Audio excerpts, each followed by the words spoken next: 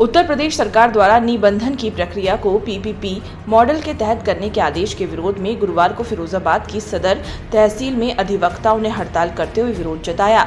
उन्होंने कहा कि हड़ताल जब तक जारी रहेगी जब तक इस प्रक्रिया को समाप्त नहीं कर दिया जाएगा।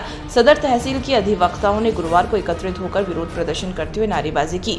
अधिवक्ताओं का कहना है कि निबंधन कार्य को सरकार निजी हाथों में देने जा रही है, जिसके बाद अधिवक्ताओं के साथ ही बेनामा लेखक, टाइपिस्ट, फोटोग्राफर सहित ऐसे लोग जो निबंधन कार्य से जुड़कर पिछले कई वर्षों से परिवार का भरण पोषण कर रहे हैं, वह बेरोजगार हो जाएंगे।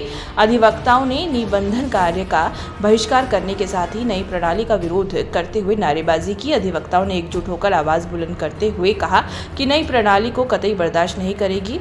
अधिवक्ताओं ने एकजुट होकर आवाज बुलंद करते हुए कहा कि नई प्रणाली को कतई बर्दाश्त नहीं करेंगे।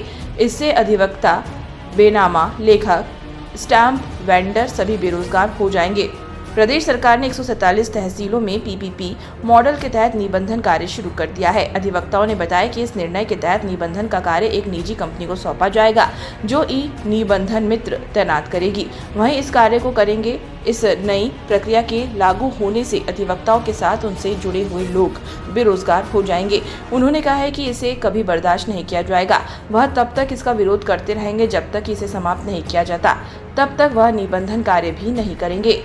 विशेष संवाददाता मोहम्मद सलीम कुरैशी की रिपोर्ट। किसको लेकर हड़ताल की गई है?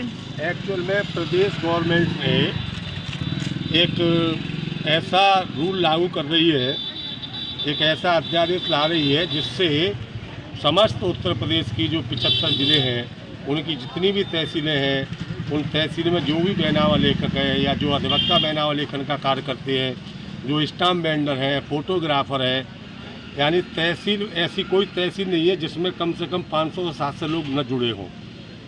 अधिवक्ता काम करते हैं, उनका मुंशी भी होता है, तमाम होते हैं। अब ये एक डीड मित्र कोई ऐसा सिस्टम ला रहे हैं कि जो डीड मित्र होगा, यानी प्राइवेट सेक्टर में देने जा रहे हैं रजिस्ट्रार ऑफिस को भी। कार्यालय को निजी और गवर्नमेंट बात करती है रोजगार की कि हम रोजगार देंगे। मैं समझता हूँ ये नियम लागू होने से कम प्रदेश में 20 लाख लोग बेरोजगार हो जाएंगे। उसी के विरोध में हम सारे लोग स्ट्राइक पर हैं। जो लोग 10 साल से वर्क कर रहे हैं, जो काम कर रहे हैं, वो कहाँ जाएंगे?